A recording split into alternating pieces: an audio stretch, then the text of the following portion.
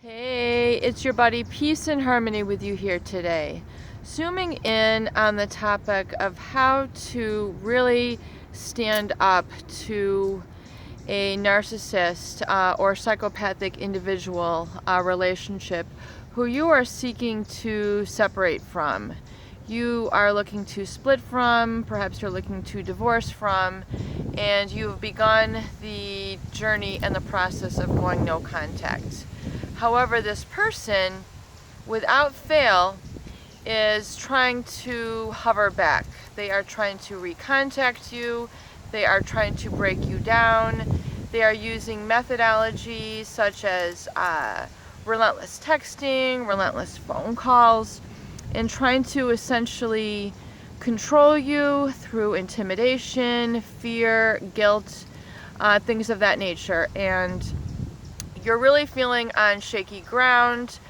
You are not feeling comfortable, you're not feeling confident, and you feel like you're kind of missing the tools that could really strengthen you and give you a better position with them. Number one important goal is to anticipate. As they say, a pound of prevention is worth a pound of cure. So knowing this to be the case, realize that oftentimes this is an indelible, indefinite pattern and strategy that the narcissist or psychopath will utilize to break you down. It's essentially the button pushings. They are adept at reading people. They are adept at breaking people down. They are adept in knowing how to essentially control, manipulate, and exploit. So this will essentially mean getting under your skin. And originally, we have to remember that the narcissist or psychopath in their original charming state unbeknownst to us, been in a situation where we had lowered our boundaries or reduced our boundaries, or essentially, took them in and became extremely vulnerable to them, so that unbeknownst to us, we were being taken advantage of, exploited. And you have now experienced either in exposing this individual that now you know better, and you realize it's time to actually take steps to protect yourself. So number one is anticipation. Know that the narcissist is going to try to hover back. They're going to try to recontact you and use very often either apologies or various means and methods to break you down.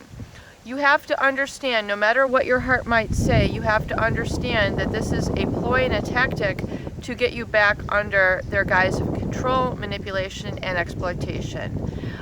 They are threatened in being without supply. They are seeking to protect their reputation. It is doing damage to them if you are to reveal the truth.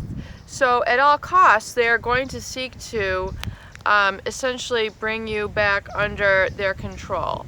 But yet, it's in your best interest to resist. So number one, begin to take steps and realize that either through whatever methodology, email, phone, Facebook, Instagram, a smear campaign in your community, that they're essentially going to try to accomplish this. So number one, you need to realize is that you continue that no contact challenge. And I discuss here on this channel the 7-day no contact challenge. Oftentimes the first 30 days is oftentimes the most difficult.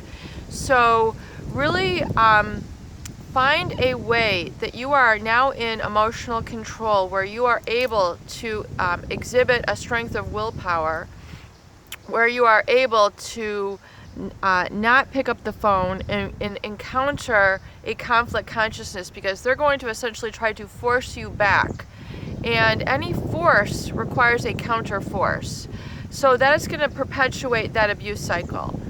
So you have to really prevent those conversations and realize that you are not in a position to win with the narcissist or the psychopath. They are unequivocally going to win the battle because of their tactics and their methodology. So realize that no contact is your best. Sorry, I've got something in my eye. I've got a tear rolling down here. Realize that the not presenting a sense of force back to their counterforce will be number one important for you. So learning to realize that your emotions are going to have to be under your dominion, under your control, and realize that the narcissist, the psychopath, is going to try to come in and contain that emotional body within you, which is yours. That is the whole manipulation and exploitation tactic. So one, be prepared for that. Two, realize that you have got to have a mindset of focus on other things which are more important and can serve you in a more productive and profound manner. So with that, I mean engaging in other activities that are important to you, perhaps that were limited to you unbeknownst then, organizations, groups of people, activities, interests that you had engaged in self-limiting beliefs while you were with this individual. And you need to then start beginning to take action right away. So if you feel that fear coming in, you need to engage in really some radical action. Going for a walk, learning to deep breathe, learning the use of your affirmations. The affirmations are crucial to not caving into the hover attempt. Affirmations, as we know in neuroscience, are a deliberate use of a positive emotional statement that is resonating with the emotional feeling and empowerment that you wish to experience in that moment. And as you recite those will begin to become more pronounced and louder and essentially outshadow the negative imprinting that has been installed and instilled within that abusive relationship. So the abuse, the gaslighting, the brainwashing, the emotional abuse is what is essentially imprinted in the mind of the individual. And that imprinting is almost essentially like a hard drive on a computer. It is what is running your thoughts, your beliefs, your emotions, and your actions. Essentially your identity.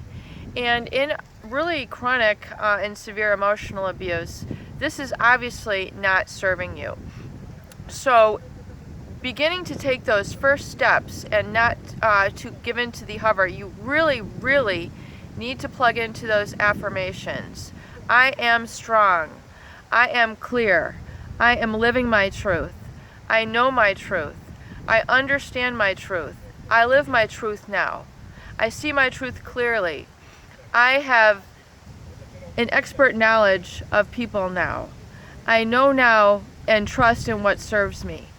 And you need to really craft these affirmations specifically to the experience that you need to become empowered in that moment.